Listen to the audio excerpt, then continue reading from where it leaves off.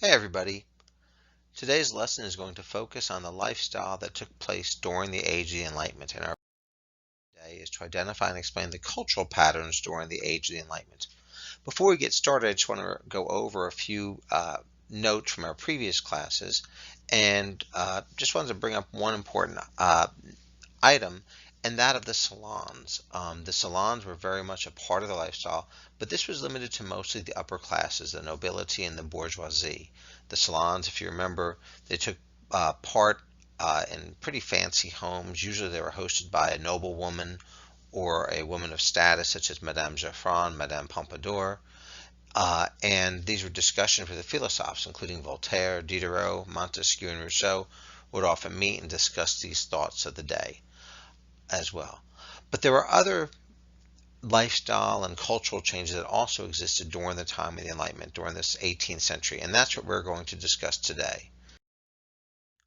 I'd like to first start out by discussing the art and architecture of the period. And during the 18th century, Baroque and Neoclassical continued into the 18th century. These were still the most predominant periods. Remember, Baroque was kind of the ornamented facades, a lot of gold facades with the architecture very fancy. A lot of the paintings were more simplistic, kind of an everyday life in the northern part. Neoclassical were some of the works that called upon the old Renaissance styles, and this continued well. But the newest form of art and architecture that began during the time period was the idea of Rococo. Rococo began to affect the decoration and architecture by about the 1730s. It originated in France, became enormously popular in Germany, and it was unlike Baroque in that it stressed really kind of grace and gentle action. Baroque, think of the Palace of Versailles, reflected this majesty, this power, this movement. But yeah, the uh, Rococo was not so much like that. It was just much more gentle of a movement, much more elegant in some ways. And so a couple examples of Rococo that we have, that you're going to see in them that they made use of interlaced designs, uh, delicate contoured, graceful curves. And probably the two most famous were Antoine Watteau and Giovanni Battista Tiepolo. Also, I was talking about Versailles earlier. Do keep in mind that palaces such as Versailles were modified in the mid 1700s to bring in some of this Rococo art and architecture as well. So moving on, uh, Antoine Watteau just showing the French comedy. Kind of note the elegance of it, the simplicity, not so great pieces. This is Tiepolo and Alexander the Great, kind of very similar to some of the other paintings of the neoclassical period. And then the Rococo architecture is best reflected in the works of Balthasar Neumann. This is one of Neumann's cathedrals as well. And this is really kind of combined with the Baroque to basically make it a little less in your face, so to speak, as well. We're also going to see during this time period the development of the modern novel, and in particular, this idea of reading for pleasure for at least the middle class. Um, this will contribute to more stories, things are being told, and combined with the fact that more and more books are being printed and it's cheaper to print the books, we're going to see a rise in literacy rates. Probably in the cities, close to 50%, 40% of the people could read. Rural areas, maybe around 20 to 30%. But we'll see this continuation of increasing literacy rates and also kind of a focus by the philosophes to really emphasize education during this time period. There are actually going to be a couple of monarchs that are going to try to make Frederick the Great of Prussia and Joseph II of Austria that are actually going to try to make education compulsory, at least in the elementary years.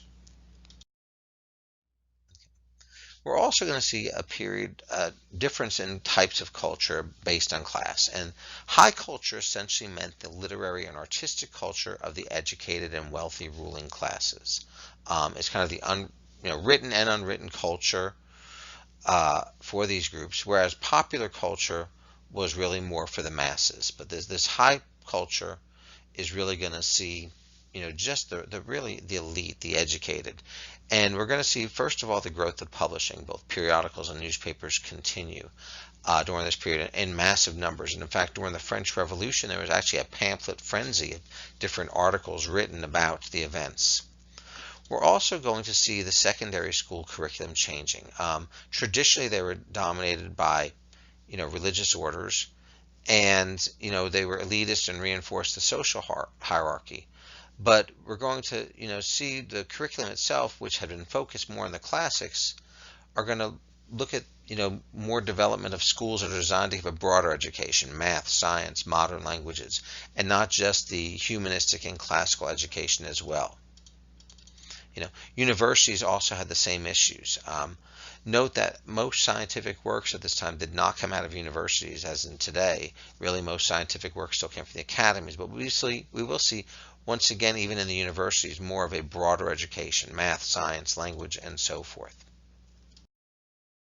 As far as popular culture, this once again was the masses, and sometimes this could include high culture. Probably the most popular example of popular culture would be the festivals. And the most popular festival, of course, was Carnival.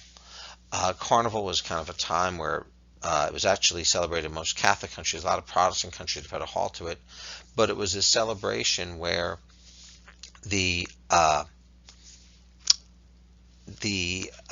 people would get together right before Lent on Shrove Tuesday and kind of really just let loose. Drinking, excessive sexual activity, because during Lent they were supposed to remain pure, no meat eating, no drinking, abstain from relations, and consequently, this was kind of their time to let loose. Today, this same festival is celebrated in New Orleans as Mardi Gras. In the Western Hemisphere, the most popular carnivals in Rio, but still many of the European Catholic nations still have Carnival and still celebrate it. And really, like I said, it was probably the most popular festival. The other interesting thing about Carnival is that both the upper classes and lower classes would dress up and would, celebrate together, kind of making fun of each other. However, generally over time, by the end of the century, a lot of the upper classes abandoned things like Carnival to the lower classes. We're also going to see developed during this time period local taverns and cabarets. And once again, these were for the masses. There was really a difference in drinking patterns in the rich and the poor. So a good example, the rich might drink port and brandy. They might drink beer. They might drink wine. Whereas the poor would generally drink harder liquor, stuff such as gin and vodka, that could be was cheaper to buy as well.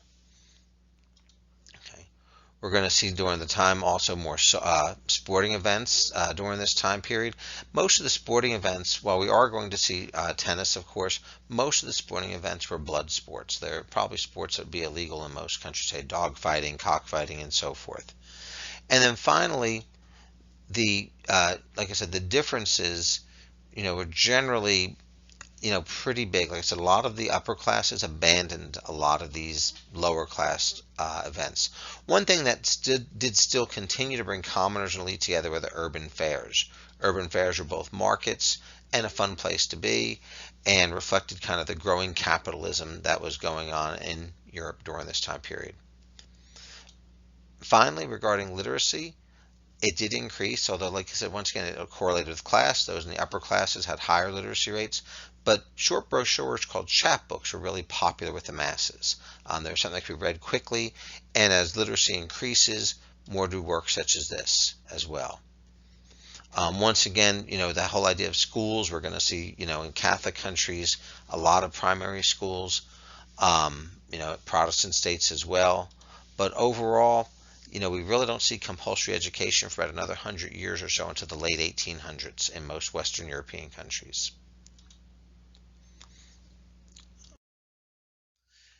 Moving on to crime and punishment. Traditional methods included judicial torture. That was really probably the most important way to obtain evidence before a trial. Public executions were considered a necessity for a couple of reasons. Number one, it was meant to make a point. People could see the punishment and would deter future people from acting in a way they should in the future.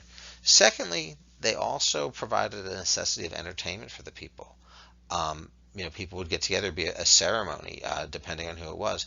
In some cases, like I said, the entertainment, like during the guillotine later on, was, people screaming. In other cases, it could be very sad and solemn, but it was a way for people to get together, especially in a village, discuss issues that were going on. Also, traditional methods were also based on class. There were a variety of torturous methods that were used against the lower classes. Forced labor was used, putting lower class into mines, into the Navy. In Britain was a huge deal. Navy could be brutal, and to avoid punishment, prisoners would be sent in the Navy. But even the executions were based upon class. The nobles were beheaded. That was reserved only for the nobility and the monarchies. Think about King Charles I in England. Commoners actually were hung. They didn't as well. And going on, the philosophers were generally against this type of punishment. They didn't like torture. They didn't like public executions. They felt there needed to be a better way. And probably the most important philosopher during this time period was Cesare Beccaria, who wrote On Crimes and Punishment. And while he did feel that punishment should serve as deterrence, and that he also felt that punishment should also help to rehabilitate people. That capital punishment, executions were an example of barbarism. That torture was another example of barbarism, and that there should be new prisons that would replace the old methods. And his ideas actually began to come to fruition by the end of the century. While torture and capital punishment do not go away, there is a pretty steady decline by the end of the century. And like I said earlier, new prisons were being established and replacing the old methods that had existed as well. Regarding religions, the Catholic and Protestant churches were still generally conservative and upheld the social hierarchy, the social order. They still kept records. Usually the churches provided charity. They often had orphanages, which continued. The Protestant churches, for the most part, were state-controlled. For example, the German Lutheran Church or the Swedish Lutheran Church. The nationalization of the Catholic churches began to occur during this time as well. For example, even though the Pope was still in charge, the Spanish monarchy and the French monarchy still did continue to control religion in their countries as well. There was actually little progress with religious toleration early on within states, but by the end of the century, that toleration actually really becomes pretty substantial. We're going to see Joseph II in Austria, for example, grant all Christians the right to worship in Austria, something that would have been unheard of in Habsburg Austria during his mother, who had just died in 1780. We're also going to see the Jewish situation, the Jewish population in Europe. The largest number of Jews lived in Eastern Europe, and generally they were restricted in their movements. They were forbidden to own land. They were forbidden to hold certain occupations. They were forced to pay special taxes. Probably tolerant Poland was the exception to this rule. There were also occasional pogroms. Pogrom is an organized massacre. But we will see in Western Europe, we will actually see the emancipation of the Jewish population. In many cases, many of the German states, Jews were granted full rights of citizenship, something that had been promoted by enlightened thinkers. And Joseph II and Catholic Habsburg Austria also gave Jews citizenship as well. And so by the end of the century, in Western Europe, Jews generally had more freedom of movement. They had more job opportunities, but there were still some restrictions. Eastern Europe, less freedom of movement, less job opportunities, and more restrictions overall. In Eastern Europe, Poland was probably the only exception to that rule. But we do see, like I said, a little bit more freedom of movement really throughout Europe as a result of the Enlightenment.